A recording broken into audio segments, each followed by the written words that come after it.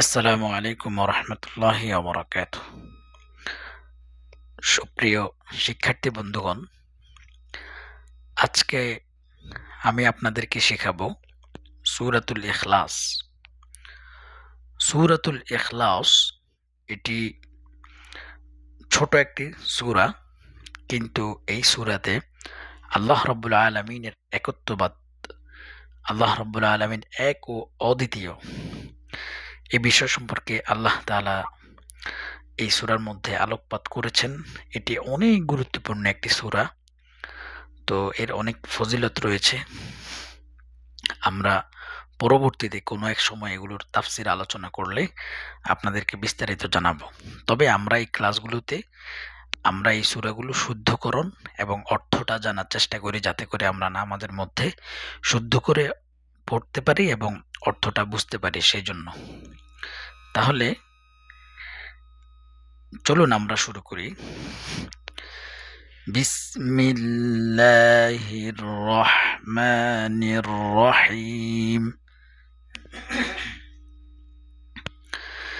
বিসমিল্লাহির রহমানির রহিম।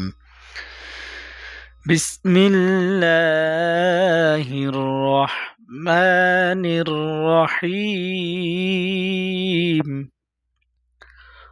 কুল, এই শব্দটা আপনারা ওখানে পড়ে এসেছেন দুইটা সূরার মধ্যে।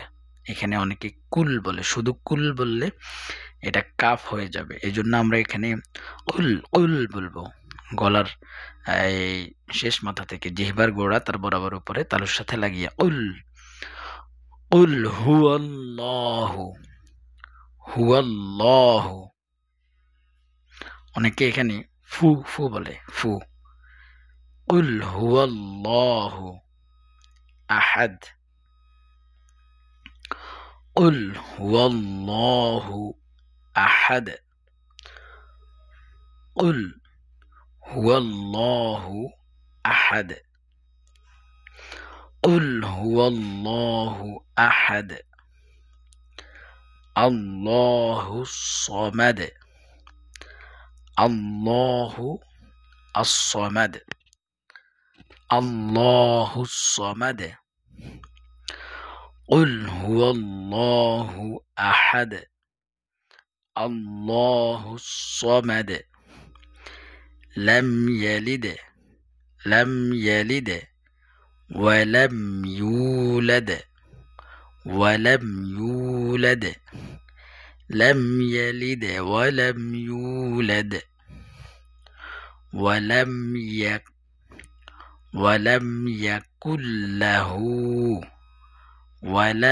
يكن له كفوا أحد. كفوا أحد.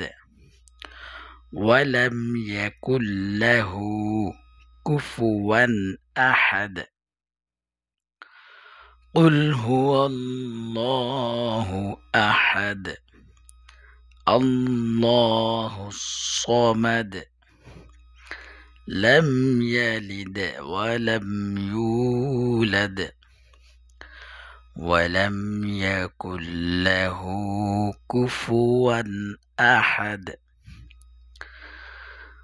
قل هو الله أحد. الله الصمد.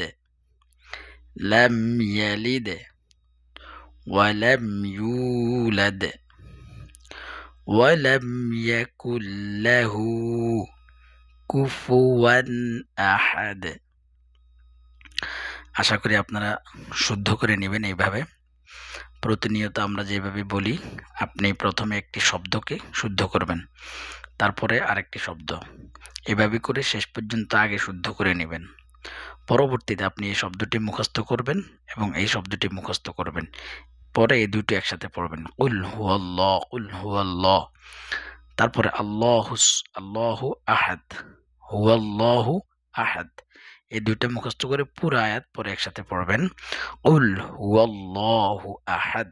এটা যখন মুখস্থ হয়ে যাবে তখন আপনারা বাকি আয়াতগুলো ঠিক এইভাবে একটি শব্দের সাথে আরেকটি শব্দ মিলিয়ে মিলিয়ে আপনারা মুখস্থ করে নেবেন। এই পর্যায়ে আমরা এটার অর্থটা জেনে নেব যে কুল বলো, হুয়া তিনি, আল্লাহ আল্লাহ। বলুন তিনি আল্লাহ, আহাদ এক অদ্বিতীয়।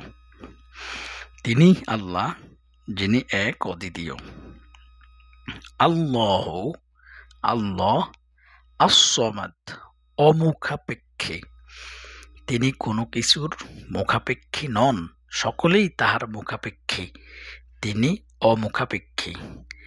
লাম ইয়ালিদ তিনি কাউকে জন্ম দেন নাই, ওয়ালাম ইউলাদ এবং তাকে কেউ জন্ম দেয় নাই, ওয়ালাম ইয়াকুল লাহু এবং তার নাই কুফুয়ান সমতুল্য আহাদ কেউই, তার সমতুল্য কেহ নাই।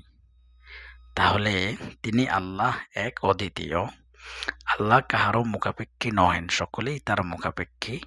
তিনি কাহারও জন্ম দেন নাই এবং তাকেও কেউ জন্ম দেয় নাই এবং তাহার সমতুল্য কেহই নাই। সুবহানাল্লাহ। এটি হচ্ছে এই সূরা ইখলাস। আপনারা এই সূরাটি সুন্দরভাবে শুদ্ধ করে অর্থসহ মুখস্থ রাখবেন, আশা করি ইনশাআল্লাহ।